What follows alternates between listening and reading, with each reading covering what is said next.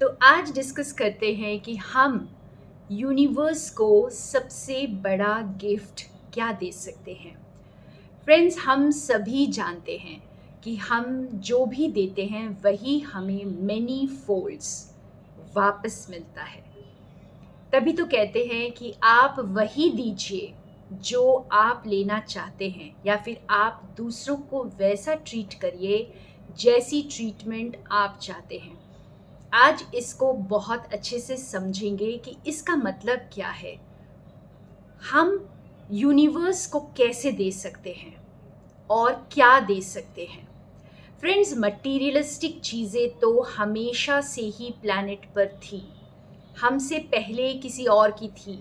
अगर आप गीता का सार याद करें तो गीता में ये बहुत अच्छे से समझ में आता है कि हमसे पहले ये ज़मीन, ये प्रॉपर्टीज़, ये सब किसी और की थी और हमारे बाद भी किसी और की हो जाएगी।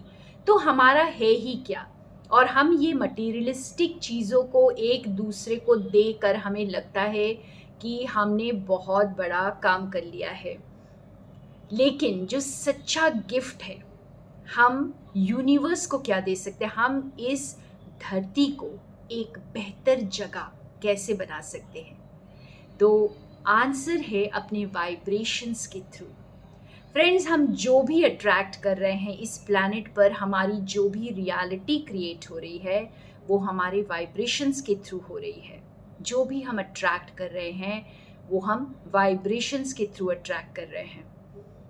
तो हमें इस प्लैनेट को प्यार की वाइब्रेशन से नरिश करना है।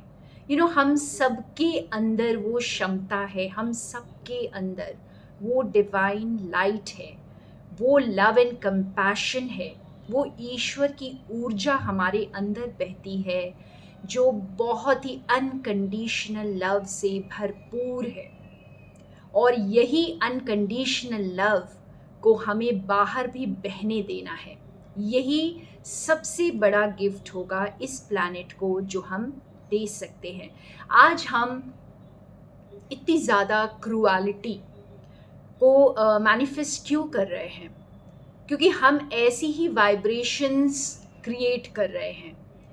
फ्रेंड्स, हम जब बहुत ही क्रूअलिटी से लोगों के साथ डील करते हैं, जानवरों के साथ, पेड़ पौधों के साथ, बड़े बड़े ट्रीज़ को काट दिया जाता है, जानवरों को बहुत ही बेदर्दी से मार दिया जाता है, तो हम कैसी वाइब्रेशन क्रिएट कर रहे हैं? हम क्रूअलिटी की वाइब्रेशन क्रिएट कर रहे हैं।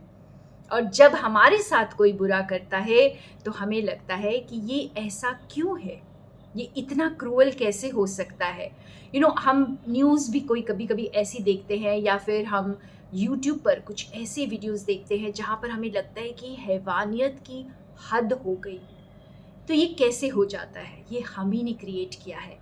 कहीं ना कहीं, किसी ना किसी लेवल पर उस क्रूअलिटी को हम ही ने क्रिएट किया है।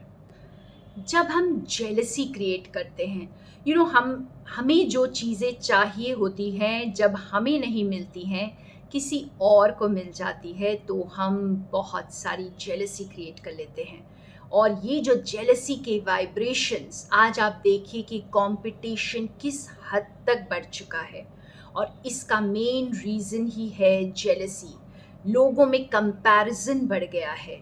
तो ये किसने क्रिएट किया है? ये हम ही ने क्रिएट किया है फ्रेंड्स। जितनी भी सैडनेस, जितनी भी गुस्से की एनर्जी, हेट्रेड की एनर्जी, ये हम ही किसी ना किसी लेवल पर क्रिएट कर रहे हैं। और जब वो हमें किसी और रूप में दिखाई देता है तो हमें लगता है कि ओ माय गॉड, ये क्या चल रहा है यूनिवर्स में, ये क्या हो रहा है आजकल। तो हमें बहुत केयरफुल रहना है कि हम एक एक थॉट अपनी कैसी क्रिएट कर रहे हैं, खुद के साथ क्या बातें कर रहे हैं, खुद को क्या बोलते रहते हैं हर वक्त अपने बारे में, दूसरों के बारे में। हम क्या सुनते रहते हैं हर वक्त, हम क्या देखते रहते हैं हर वक्त। तो हर एक चीज़ के बारे में हमें सचेत हो जाना है। आज अगर हम देखें तो वायलेंस हर जगह है हमारी ज़िंदगी में। आप अगर देखें तो वीडियो गेम से लेकर जो आजकल हम गेम्स खेलते हैं ऑनलाइन, सोशल मीडिया के जो भी चीज़ें हम देखते हैं, यहाँ तक कि मूवीज़, यहाँ तक कि जो यूट्यूब चैनल्स, हर जगह हमें वायलेंस दिखाई देता है। और इसी वजह से ये जो बदला लेने की भावना, जेलसी की भावना, कंपटीशन की भावना, बहुत ज़्यादा एंगर की भावना, बहुत ज़्यादा ईगो में आकर चीज़ों को करने की भावना, ये सब इसीलिए आती है because we are continuously watching this, we are continuously listening to this. और जब आप कंटिन्यूअसली उसी में इंडल्ज हो रहे हैं तो आप वैसी ही वाइब्रेशंस में रहते हैं। और जब वैसी ही वाइब्रेशंस में रहते हैं तो आप वही वाइब्रेशंस यूनिवर्स को देते हैं और वही हमारी रियलिटी में मैनिफेस्ट होता रहता है। हमें लगता है कि अरे एक बंदे ने अगर कुछ वायलेंस के सीरियल्स देख लिए या फिर कुछ बहुत ही बदले की भावना को क्रिएट कर लिया तो क्या फ़र्क पड़ गया?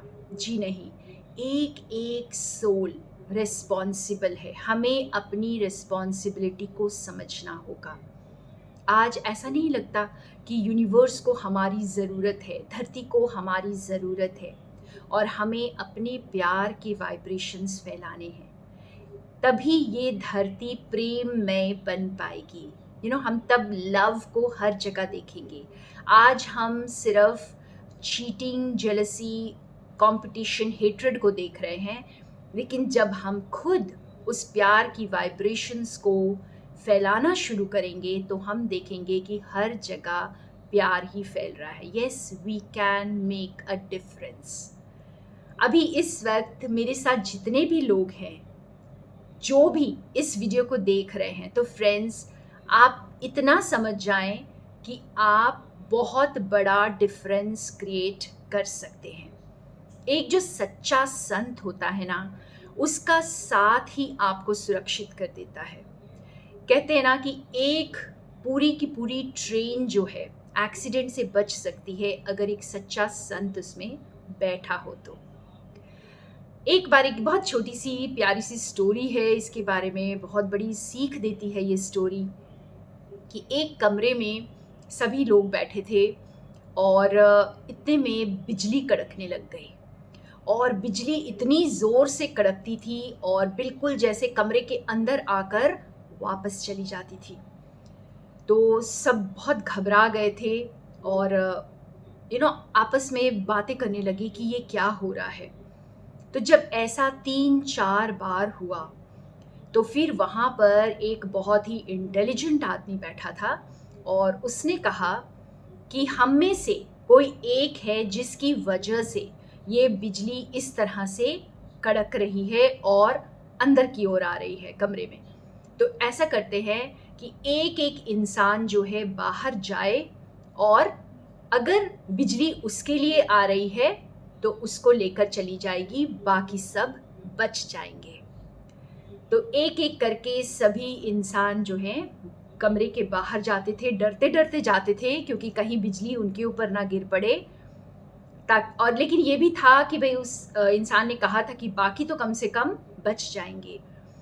तो एक एक करके सब बाहर जाने लगे, लेकिन बिजली कड़की, कोई भी मरा नहीं।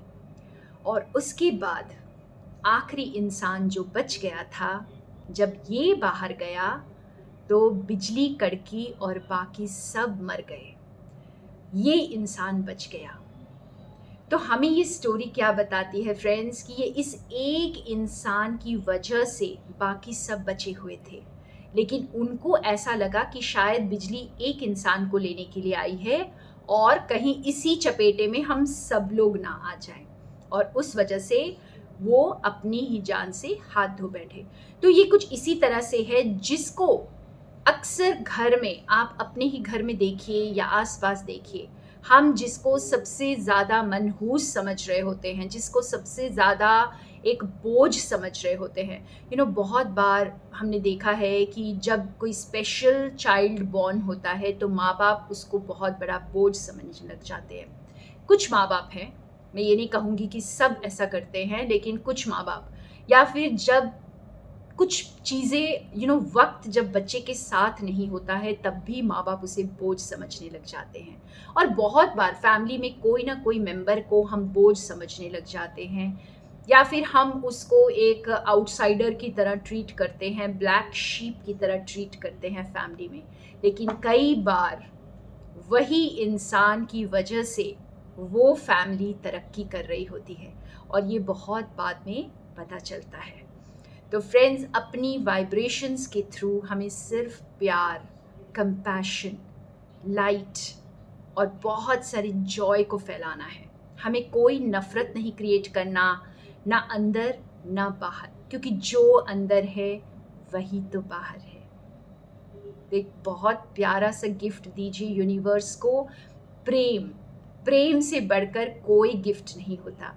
और यूनिवर्स के साथ हम छल नहीं कर सकते, क्योंकि हम खुद के साथ छल नहीं कर सकते, हम खुद को चीट नहीं कर सकते फ्रेंड्स। हम सबको दुनिया में चीट कर सकते हैं, पर खुद को नहीं। और हमें भी पता है कि हम जब अपने आप के साथ बहुत सारे प्रेम की ऊर्जा में रहते हैं, कंपैशन की ऊर्जा में रहते हैं, दूसरों के बारे में बहुत प्यारा सोचते हैं, बहुत अच्छा सोचते हैं, तो डेफिनेटली हम लव की एनर्जी में हैं। और जब हम लव की एनर्जी में हैं तो हम क्या एमिट कर रहे हैं, हम क्या रेडिएट कर रहे हैं? सिर्फ प्यार। और क्या मैनिफेस्ट होने वाला है हमारी रियलिटी में? सिर्फ प्यार ही मैनिफेस्ट होने वाला है।